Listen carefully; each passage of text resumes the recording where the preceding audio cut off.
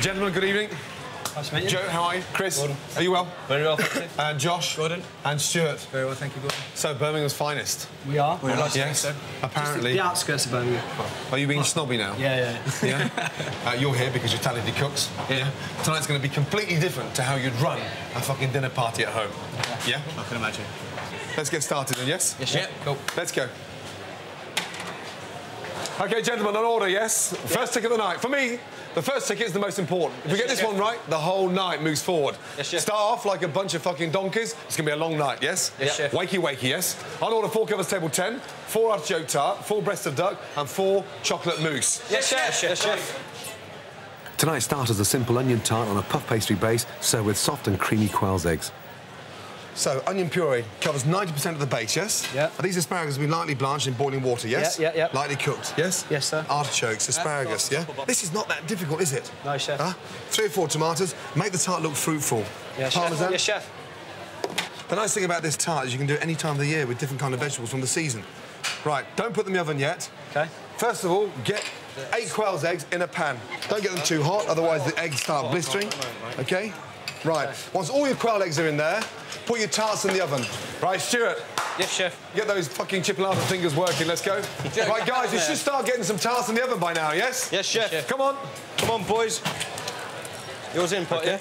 Stu, the quail egg is the easiest thing to do. You're here because you're a good cook. You can't even fry a fucking egg. Come on. Here, mate. My name's Joe. I feel at home in the kitchen. The knife feels at home in my hand. My dream is to have a chain of exclusive small boutique hotels around the world with fantastic restaurants in them. My name's Chris. Gordon Ramsay is a hero for me. A few of my friends think it's a bit of an unhealthy obsession, I think. My name's Josh. I tend to be very quick thinking in a fast restaurant. You need that. I wouldn't say I'm the best cook. I just wouldn't say... actually, I would say I'm the best cook. My name's Stuart. Cooking for me is all about timing and precision. Myself and the other guys are 100% committed. We're in it to win it. Gordon Ramsay's a bit of a pussycat, really. He can shout. He's like Delia Smith and Simon Cowell's love child, isn't it, really? We're very good at cooking. Cheers. Best of luck. For us, it's all about winning. I'm not interested in coming second. Yeah. Service, please. How much vinegar we put on there? Just a drizzle. Stu, why'd you do that? Look. Sorry, chef. Look. I mean, I'm not being funny, but look. I mean, how much vinegar we put on there? Yes, chef. Huh? Look, just touch your finger on that fucking thing now. What? Soaking. Yeah, it's soaking wet.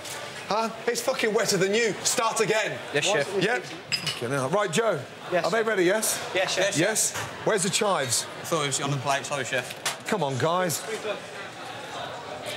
That's enough. Just look, just a dribble, yeah? Yes, the idea is a nice crispy base, yeah? Yes, nothing soggy. That's it. A dribble. Yes, nothing more than that. Let's go. We don't serve soggy pastry, do we? No, chef. Service, please. Thank you.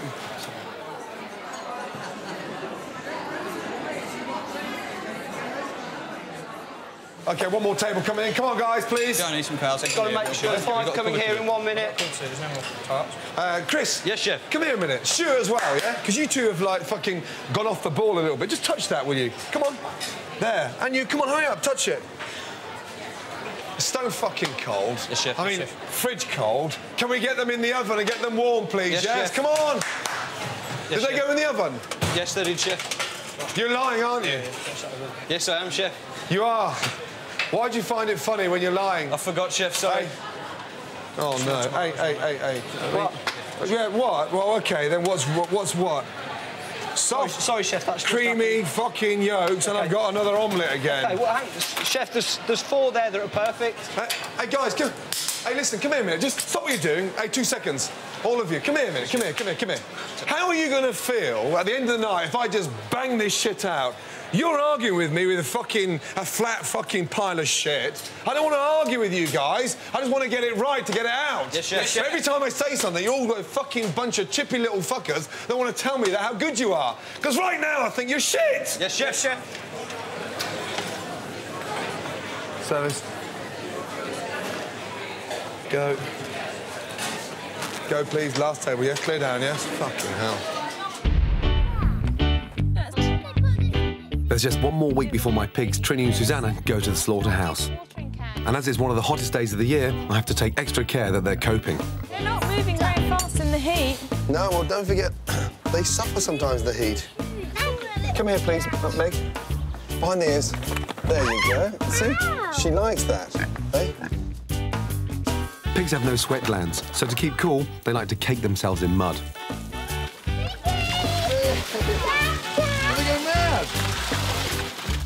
Look at that. They really are enjoying that. Hello, mate. All right, pig man. Are you well? I've called Hugh Foley-Whittingstall to see if there's any more I can do to keep the pigs comfortable in the heat. Now, why is their skin gone all flaky like that, Hugh? Well, it could be a little bit of sunburn, but I don't think it's too bad. I think it doesn't look sore. It looks like it's going to be a few more scorching hot days, so I did bring them a little bit of this. Oh, fucking hell. Factor 20. Oh, dear. They're not always very sensible about sunbathing, pigs. No. They're a bit like people. The pig's skin produces less natural oil than most animals, making them particularly prone to sunburn behind the ears. Gordon's going to have to deal with a difficult, very emotional day when they go to slaughter. Come on, lady. They're beautiful. He's feeling really quite attached to them at the moment. He's had a great spring looking after them. It's going to be a shock for him. The thing is, Gordon, actually, you've probably far exceeded the normal level of contact, even from a regular pig man looking after his pigs. Really? Probably doesn't get as emotionally involved as you have. You've got a little under a week now. You've really got to start focusing on the fact that this is not family. They're not even family pets. No. You've reared them for meat. You've reared them for food. Is it normal to feel guilty, though? Because that's what I've been feeling over the last 2 weeks. I think you're going to feel guilty. I don't think there's any way around that. I mean, you could argue forever about the morality of whether we should or shouldn't eat meat. But one thing's for sure, if we are going to eat meat, we should look after our animals well. Properly. And you've done that. And in the end, it's sort of something you kind of have to deal with on your own. But I think you'll be all right. Fuck. The artichoke, the egg, everything, it all went together really well, I thought, and it was all quite tasty. I actually really enjoyed it. I found the pastry a little bit tough to get through, but everything else was absolutely lovely. Gordon. OK. What's the results? 24 people are not paying for the Why style. not? A few different reasons. One of them is the base is solid. Another one is it's too soggy as well. Soggy? Yeah, with the vinegar, you know, too much vinegar. So solid and soggy? Yeah. I can understand it being soggy because they fucking sit too long, OK? But solid, it could be if they overcook them, but they flash them through the oven for 30 seconds. Yeah. How long will you put them in the oven for? 30 seconds. Anyone put them in there longer than that? No, chef. No, chef. No? Or you forgot to put them in at one stage. If it's hard and they can't cut through it, that's either it's been in the oven too long or, yeah, they're stone cold. The chef. Yeah, chef. So 24 customers don't want to pay for their starter? Yeah, they're not paying at all. That's just under half the dining room. Yeah, I know. It's bad. So they like duck? Let's hope they like duck. I think we're fucked. Okay, chef. Oh, Christ almighty. Half the dining room. That's the fucking joke. Next on the menu, I get twin sister midwives to deliver the perfect Sunday lunch. When the fire alarms go off in the house, when they start going, then I know that dinner's always done. And in the recipe challenge, Nick Knowles takes on an F-word classic. I have cooked it before for a woman, and I have to say it's gone down very well. Do you get a shake?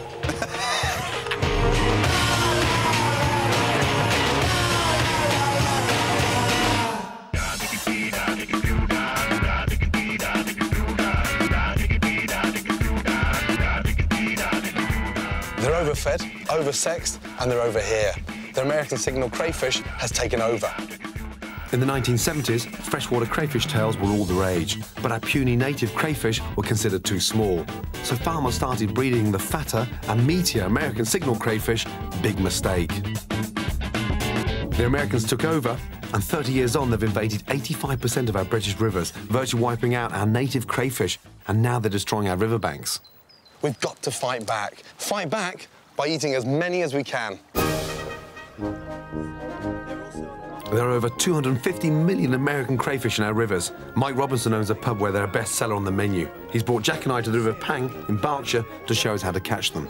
I reckon that fish is the best bait. Yeah. Because if you think about it, what do they probably eat the most of is dead fish on the bottom of the river. all the time, yeah. They're scavengers. Slash them, right? That's irresistible to a crayfish.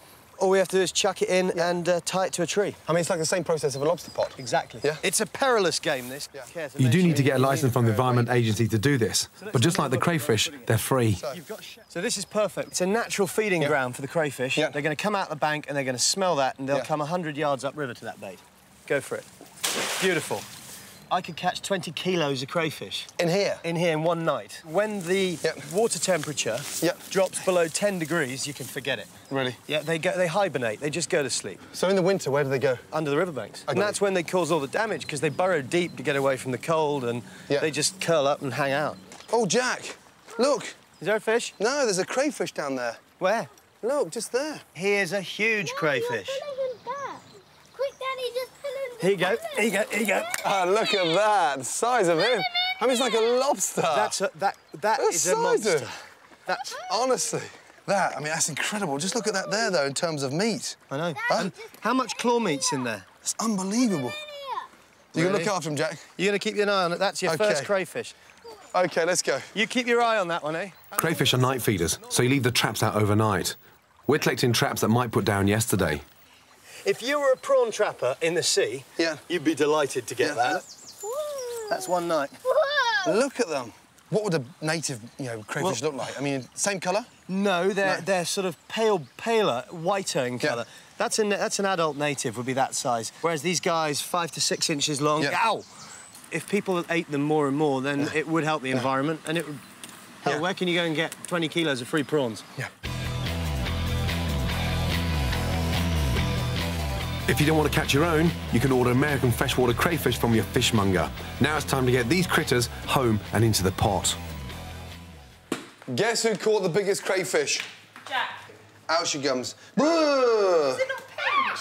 Let's give him a little rinse. OK, and let's get cooking them, shall we?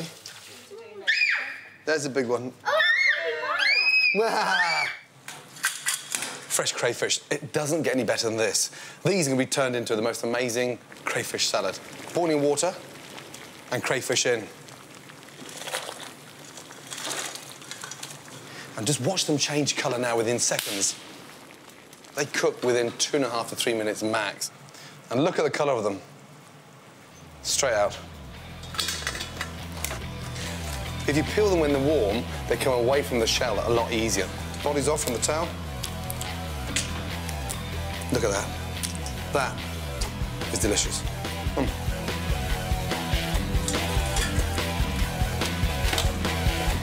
Slow roasted tomatoes, green salad, freshwater crayfish tails and vinaigrette. There you have a delicious crayfish salad that costs fuck all.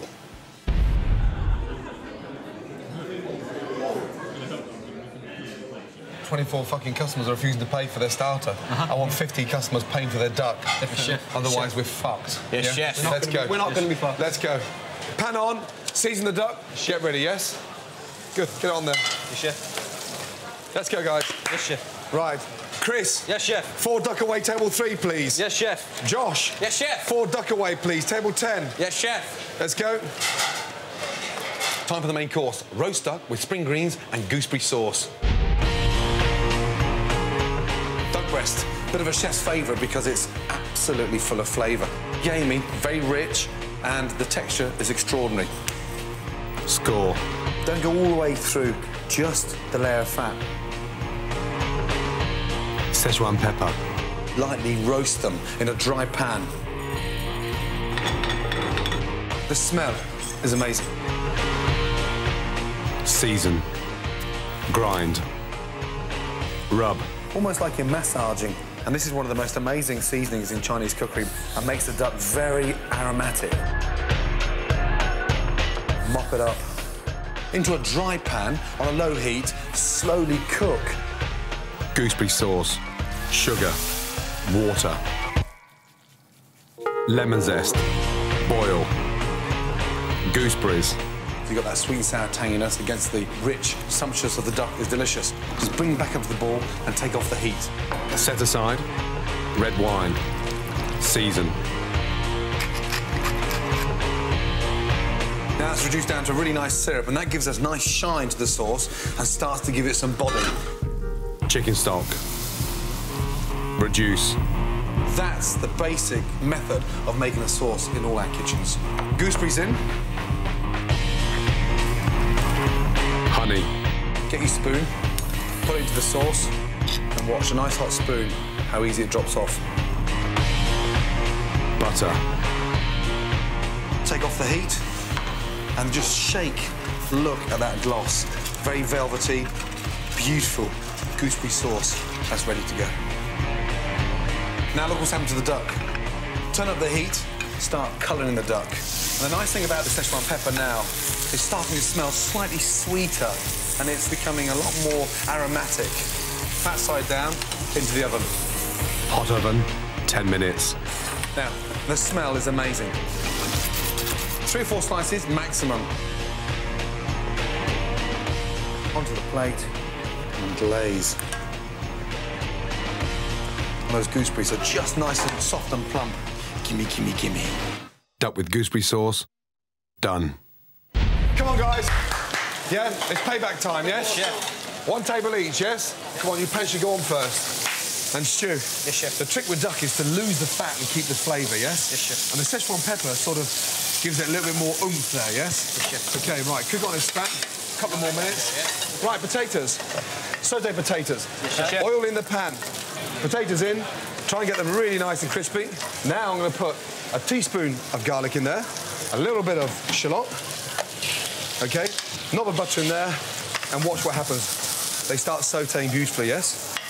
Pass me the duck, Chris. Chef. I'll show you how to dress the plate. Watch. A little bit of cabbage. Potatoes. This size, 4, yes? Yes, chef. OK. Watch the duck. Look, come here. Fat side, turn it round, yes? Yeah. 1, 2, 3, 4. Nice. Turn it back round. As it goes on, the cabbage, it fans out nicely. Sauce over the duck. And when you sauce over the duck like that, on top, it just gives it a little bit of extra heat, yes? Yes, chef. Up. Sauce the last 2, let's go. That's how I want them, OK? Move your ass, let's go. Chris. Yes, chef. Are they burning there? Turn it over. Quick. Fucking hell, Chris. Yeah, it's burnt, yeah? It is burnt. Start again, Chris, please. Yes, chef. Chris, don't fuck the duck. Start again. Let's go. Chef. Come on, guys. Josh. Take those, please. Chef. What in the fuck have you done there? Josh, take... Josh. Oh, come on. Oh, come on. Joe, don't leave your brother in the shit. Open up, guys. I need you to help me a little bit. They're fucking cooked to fuck. Josh, come on, speed up, guys, yeah? Not only just moping around the kitchen, but no one's got any fucking oomph in them. Yes, chef. You're walking around like you're fucking buying a new pair of trousers. Sorry, chef. Oh, yeah? Just get the sauce Oh, am I here to work? Come on! Get the sauce on. I'm going. Right, now, service, please. Sauce over. Up. Put it up. Put it up, please. Chef. Put the fucking plate up, please. Sorry, guys, I'm fucking trying so hard here, but it's a fucking nightmare. Sorry, watch. Chef. Let's go, let's go, let's go. Service, please. All like that, yes? Yes, chef. Let's go. Go. Up. Last one. Table 10, yes? Don't make a fucking mess, yes? Everything's on there perfect, yeah? Yes, Don't chef. make a mess. Let's go. Fucking hell. Last table, yes?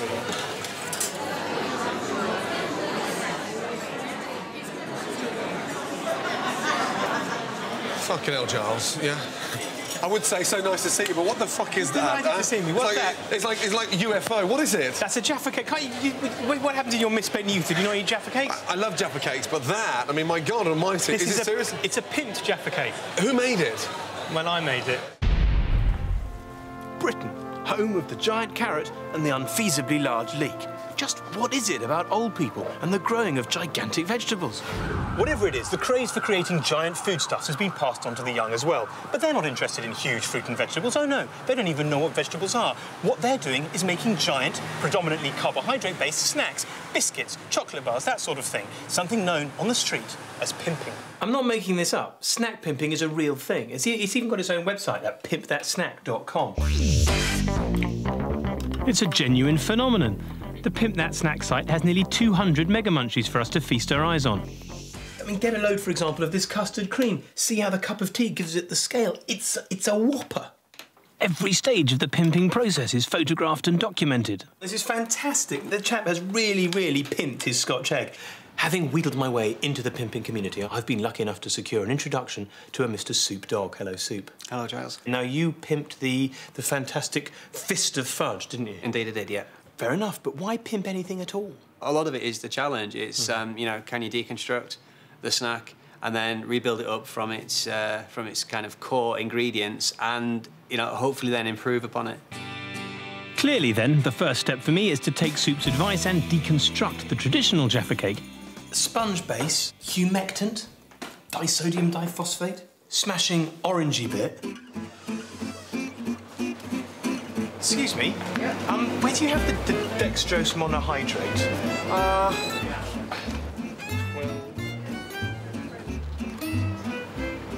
If anybody stops and asks, personal consumption. Righty-ho, I need 240 grams of butter. That's 1.5 kilos. 450 of sugar. 6 tablespoons of corn flour. 18 eggs. The base is the key. If I can crack that, I can surely crack the giant Jaffa cake. Voila. Now, the problem is, of course, that the domestic oven, particularly mine, is not big enough to cope with a giant Jaffa cake, a pimped snack. I'm hoping you fit it in your oven. OK, let's see how it's turned out. It has Jaffa cake written all over it. To make the orange filling, I used a couple of packets of tangerine jelly mixed with boiling orange juice and some additional gelatin. OK. The zesty jelly centre in its wet state. Right, time for the smashing orangey bit. Easy. Another picture. It just rolls off the edge. You have to remember that I'm not just baking a cake, I'm pimping a snack. I'll send my pictures to the website where they'll join the other 200 snacks pimped to date and be subject to peer review. I named my pimped snack Jaffa Quake. Within 24 hours of my posting it, it went straight to #1, with over 300 voters giving it an average score of 9.24 out of 10. I love Jaffa cakes, but Christ almighty.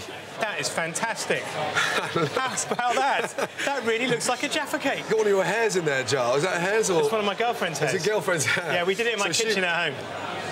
I have to say, you know, I thought it was going to be delicious. It doesn't taste that good, you know that? It tastes terrible. It tastes fucking plastic. Do me a favour. Fuck off and take a Jaffa cake with you. Thank you very much. I hope you have success in all you do. Thank you, Giles. Oh, dear.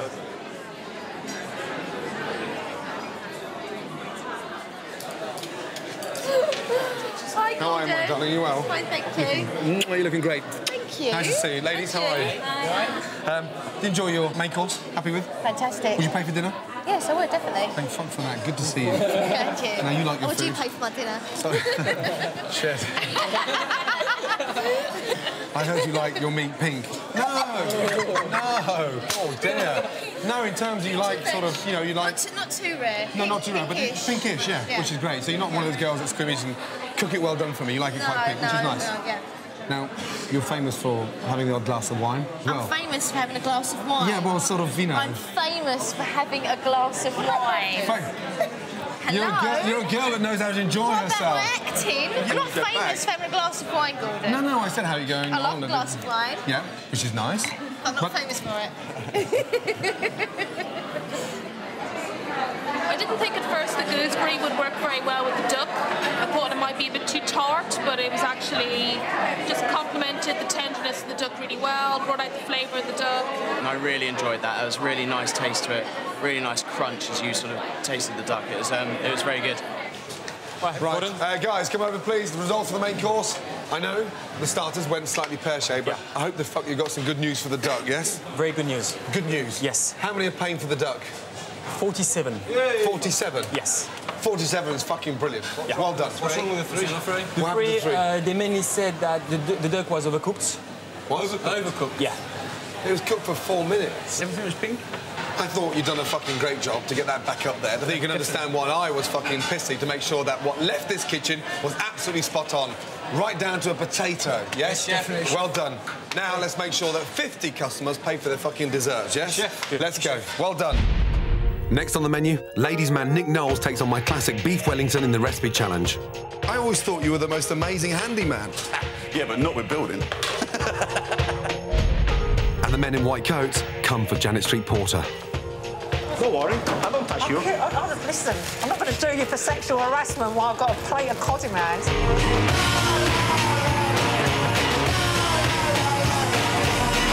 What have you been doing with those fucking things, huh? That was like a sack of potatoes. That's just how they are. Huh? Welcome back. Now, we all know that Nick Knowles is no good with a paintbrush and a hammer, but will he be any better with a fucking frying pan? No.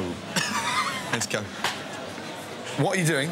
We're going to do a fillet steak wrapped in porcini mushrooms and herbs, wrapped again in Parma ham. Right, so you're wrapping it twice, mushrooms then Parma ham?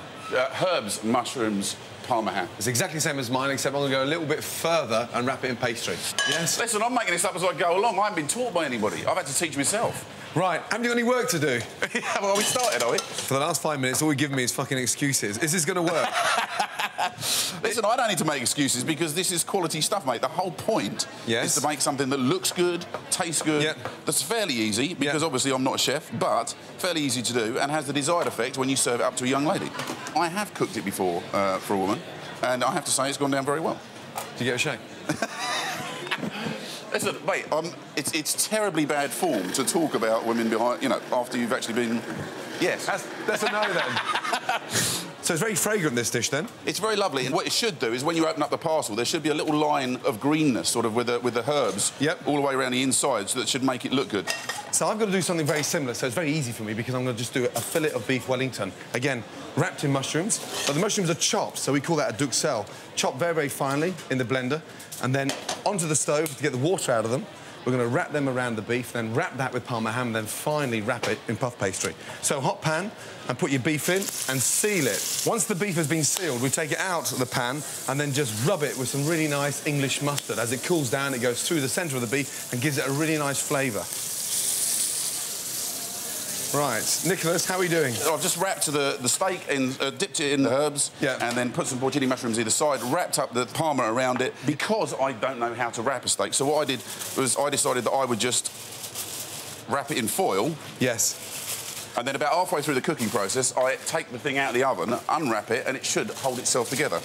Nick, that looks like a jacket potato about to go on the fucking barbecue. Listen, I don't care what it looks like at the moment. It's what it looks like when it comes out on the plate that's important. But that's me done there. That's me ready to go into the oven. And all I've got to do now is make the little sauce that goes with it. So you don't just get the thing, you get a sauce with me. There's a sauce as well? Oh, yeah. I thought while you got to put that in the oven, you could fuck off for a shave. By the way, what I'm doing here is using a ladle to take some of the mushrooms and the juice out, because it gets this porcini. You get a lot of grit in with porcini mushrooms. Yeah, well, it depends where they're from. Yes. So the best thing to do is to do it from the top like that with a ladle. Then you don't get the grit in it. Cook that up and with a little bit of lemon, not too much though. That'll do. Let's get some. I like lots of pepper in with my stuff, so. So it's really important to cook the mushrooms so they go really nice and dry, got a nice strong flavour in there, and it stops the pastry from going really soggy. When Nick's got that nice dark green line of herbs, we'll have a nice dark line of mushrooms around the fillet of beef. A little bit of garlic. It looks like you've tarmacked some Parma ham. Tarmacked. It does, though, doesn't it? Look, my plasterer could finish that off nicely for you. You're sounding like Nick the Builder now. People think that I know about DIY because I present a DIY programme. You do know about DIY, though? Well, not really. I always thought you were the most amazing handyman. No? Yeah, but not with building. And and people say things like, I get an enormous amount of satisfaction out of, like, working for 14 weeks on doing a skirt. Why? Get a hobby or a girlfriend. Don't do DIY, seriously. Save up and pay a builder. So I'm wrapping mine now. Nick's wrapped his in tin foil, OK? I'm wrapping mine in cling film. And the idea of wrapping is to get a really nice, even shape. Look. Hang on. What happens? Isn't that going to melt when you cook it? Oh, we take the cling film off, you fucking banana. Oh. So we wrap it nice and tight like that. The most important thing is now that it's nice and even. So if it's wrapped evenly, it cooks evenly. You cook, OK? Yeah. Yes? To pull women, right? Well, that's not only to pull... For the main objective. On a date. Oh, God, that's disgusting. Hey, and you're still single. The difficulty is, if you work as much as I do, and you're away as much as I do, who's going to put up with that? Really, seriously, who's going to... That's horrible. What am I going to do with that? What have you put in there? The porcini mushrooms, the juice of the porcini mushrooms, a little tiny bit of lemon juice, a glass of red wine. Are you normally pissed when you make this dish? Listen, it's worked before. I'll tell you what that needs is the meat juices. You've ruined it because I've had to wait for you to cook my steak. Otherwise, by now, I'd have the steak juices to put in it to make it OK. What am I going to do with this to make this... to bring this back round again? So, pastry on, and then egg wash it. And the egg wash obviously helps to stick the pastry together. So it's a very similar recipe to what Nick's doing, except mine's just finished, whereby it's wrapped in puff pastry and then rolled. Well, I'm ready for the oven now. Are you? Yeah, I'm ready to go. Yes? So I'm just going to quickly, lightly season it. In she goes. 5. So they're both in the oven. 20 minutes each. Yep. I take mine out to rest, you take yours out, and then I win. Good luck. You reckon? Let's go. Nice. Sunday lunch is the most important meal of the week, and even two identically incompetent cooks can do it.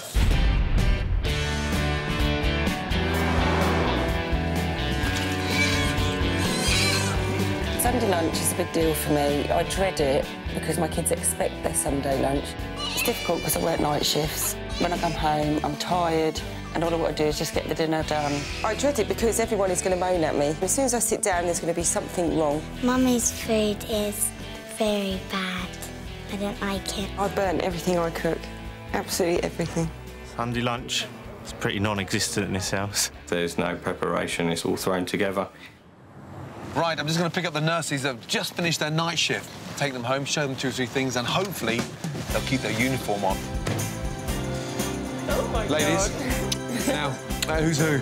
I'm Joanne, and I'm Alison. No, one at a time. Cool, shit. Seatbelts on, please, ladies. You know, I've never been to a delivery yet. I can't believe that. You know, I've only been honest with you. I'm not, because I 4 children and no deliveries. Yeah, I know, but if I was a lady and I had a vagina, nothing would be coming out of it the size of a fucking 8-pound baby. Right. You've got 4 children between you? Yeah. Yeah? Who gives them a good dinner? They have the school dinners, they enjoy Well, they eat at school anyway. I know, but they have a So they get a decent meal. Yeah, something to eat. Have a sandwich when they get home. So the kids know they get better food at school than they do at home? Yeah, that's right. Oh, my God. What's in here? What is that? Honey glazed roasted parsnips. They are fucking disgusting. Oh, fuck me. That's roast potatoes. Yeah. Jesus Christ. Fucking frozen roast potatoes, frozen parsnips, and now there's not even any markings on the fucking oven. How do you know what's hot and what's cold? I don't know, we just turned it up full whack. Actually, I do know when it's done. When the fire alarms go off in the house, when they start going, then I know that dinner's... Oh, it's done! Come on, Christ. You look fucking great in uniform, but I don't think we can start cooking in those. Yeah? Yeah. Go and get changed. Don't come downstairs with the same clothes. Please? Right, ladies. What we're going to do is keep it simple. So we're going to do something that's all in one pot. Something that's not stressful, straightforward. So it's a chicken fricassee. A little bit of flour on the plate, OK? Now I want you to put the chicken on there, please. Now, the idea of coating it in flour, A, it gives it a really nice colour on the chicken, and B, it helps to thicken the stock whilst it's cooking. Good. Into the pan. Careful, watch your fingers. Good. And then in there. OK, we're going to do the vegetables. Now, what we're going to put in there is carrots, onions and celery, OK? Right, OK. So we're going to try and keep it really nice and sort of chunky, so as they don't cook too quickly. Good. Now, vegetables in, just put them in there. A little bit of rock salt in there, please. What do you think we're going to do now? What are we going to do? Yeah. Put it on a plate? Yeah, no, you're going to fucking poison someone. The chicken's raw. What a fucking nightmare. White wine in. Then add stock and simmer for 30 minutes. The flavour is 10 times better than that shit in your fridge. Serious? It seems quite straightforward, doesn't it? It is. Yeah, definitely. Now we show.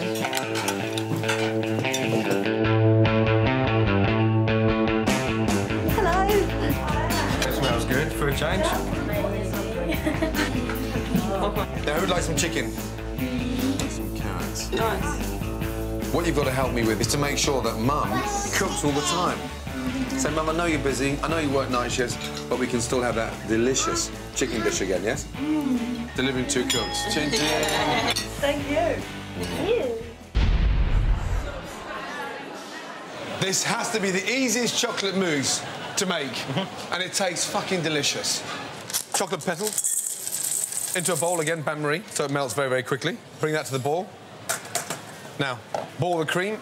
What that does straight away is sort of almost thickens the chocolate mousse before we actually combine the cream and chocolate. And look, chocolate's virtually melted already in that short period of time. Cream on, yes? Yeah. All the cream in there. Whisk, whisk, whisk. And then the rest of it, straight away, quickly.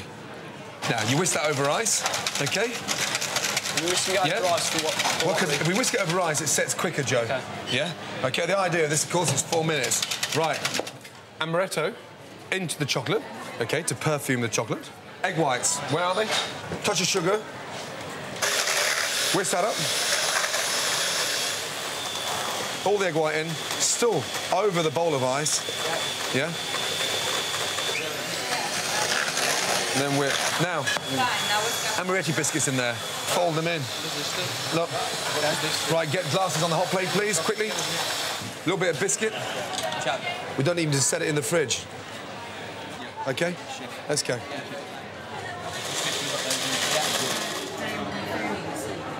The F-word's culinary cruise missile, Janice Porter, insists she wouldn't put any old thing in her gob. Time to find out what she's been putting in this week. Well, I'm making one of my favourite dishes, baked cod. But with cod stocks at an all-time low, we've just got to find an alternative.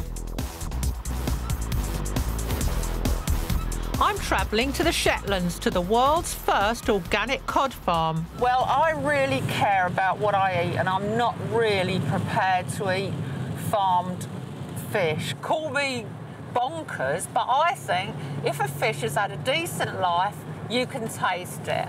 And I know that if I catch a mackerel on a line, it tastes fucking great. It tastes brilliant. And it's not just about the taste. I can't help being a little bit sceptical about any type of fish farm. I do feel like something off Noel Edmonds' Mr. Blobby.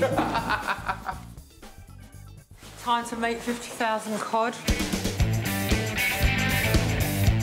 I know the fish farmed here are fed a sustainable organic diet, but what I really want to know is whether they are kept in good conditions.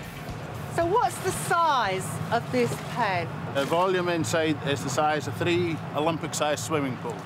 Maximum that we'd have in here would be 50,000 fish. Fish tend to shoal together. They like being close together.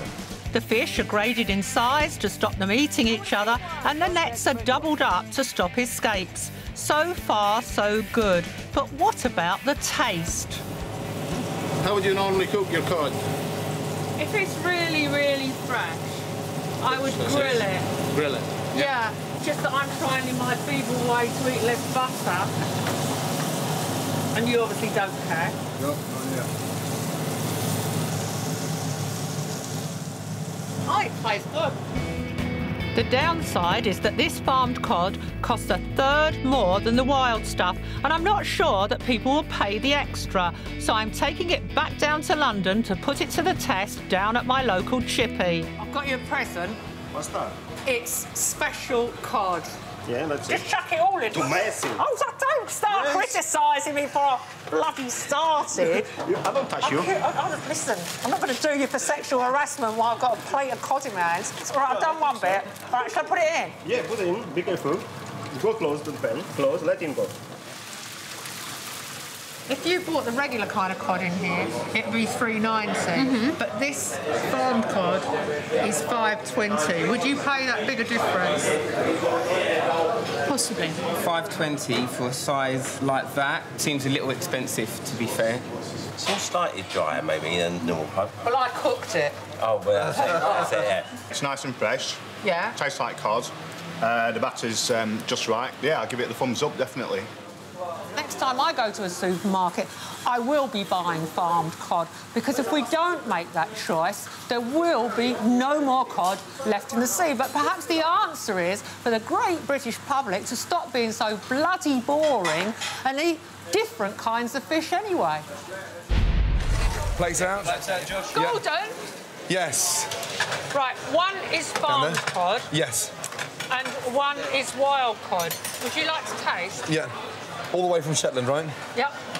Right, that one there first. Nice. Yeah. And this one, a little bit more flaky. Slightly sweeter, that. I think that one, for me, is the farmed. Is that right, though? Yes, you're completely right. But slightly more people like the farm than like the wild, but it was pretty even. Really? But when I tell them it costs £3.50 extra for half a kilo of that... But why would farm be a lot more expensive? You mean wild be more expensive than farm? Why? Well, it's because farmed is in its early days. Because wild is...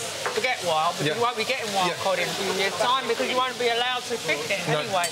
So that is the future, and one hopes that the price comes down. Yeah. And what about this lot? Are they agreeing to pay extra? They are saying they would pay more because they feel more comfortable eating a fish that's sustainable, that comes from a sustainable source. I can't fucking believe that, because half of them aren't paying for my fucking starter. And that was the delicious Can I tart. talk to you about your starter? Oh, no, go on. Don't. Puff pastry's in your ass already, yes? Yeah, puff pastry has not reached my arse. Have you had a nip and tuck on that? Because it's so fucking no firm. part of me has been nipped and tucked. And the first time I met you, you totally got on my tits by saying I was the same age as your fucking mother. 59. Thank you. You want to tell all of what people... Listen, Janet... Look, I can see potatoes, look. Oh, for fuck's sake. Can you fuck off and let me cook, please, yes? Dear, oh, dear. Next on the menu is the results of the recipe challenge. So far, it's 3 wins to me and 3 wins to the challengers. Will Nick Knowles make it 4-3? Is this man going to stay single for the rest of his life, or has he got a chance of pulling a bird that actually enjoys his food?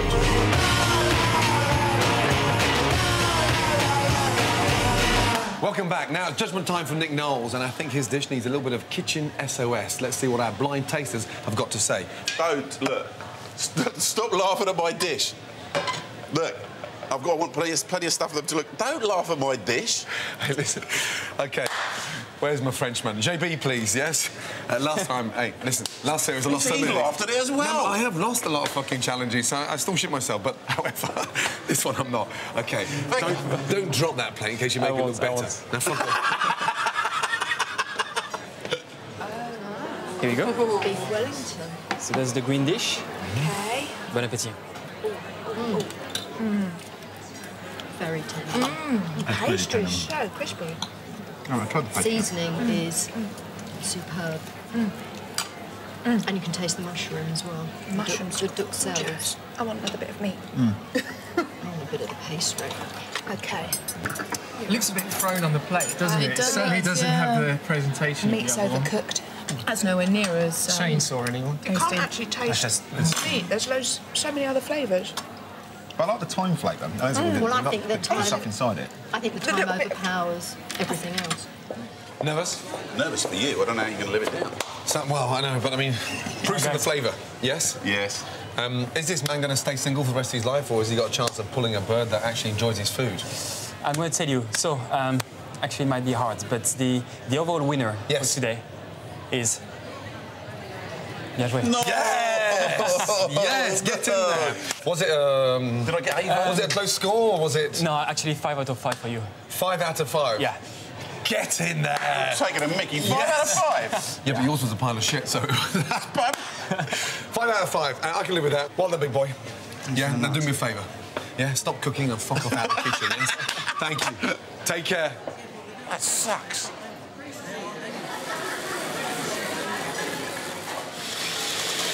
Oh, yeah? Glasses out, yes? Pipe back there.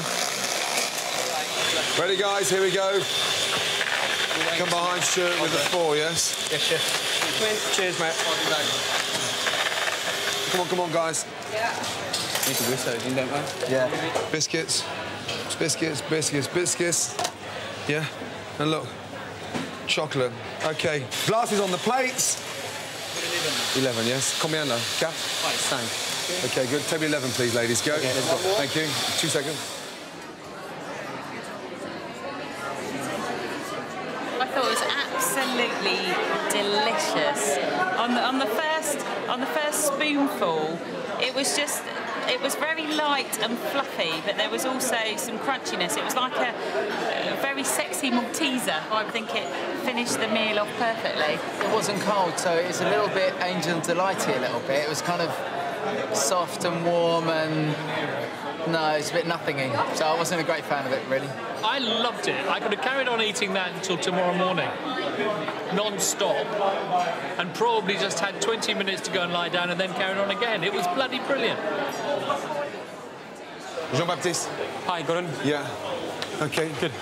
results for the dessert? Yes, so... I know we're slightly slow, however. Yeah. We weren't missing that little final drive, that little bit of oomph right for the end. 12 people are not paying for the chocolate mousse. Really? Yeah. 12? 12, yeah. Why so many? Too simple. Too what? Yeah, too simple. Too simple desserts. So a sophisticated, really smart summer tart, then a really nice, rich duck, and a nice, light chocolate mousse. And they said that was too simple? Yeah, clearly too simple. Just the mousse with the, you know... Yeah, well, let me tell you something. I think they're slightly fucking simple. That mousse was perfect. Yeah. Yes? Let's just sum up the night, yeah? Yeah. The tart. 24 customers refused to pay for the tart. Yeah. But then you pulled it back miraculously in a way that only 3 customers didn't pay for the fucking main course, which was brilliant news. And then the big kick in the bollocks, I think, was the 12 that didn't pay for the fucking delicious, simple chocolate mousse. So that means 111 plates that we served tonight were paid for, and 39 refused to pay. That's not good. You know, it's not fucking diabolical, but it's along the fucking mediocre level. Yeah. Serious? Yeah. And I'm not here for fucking mediocre. Now clear down, yes, and let's get fucking home, yes? Yep. Yeah? Indeed. Back to our day jobs, yes? Yes, chef. Little polish on the stove, please, yes? Yeah. Yes, chef. Yes? Thank you.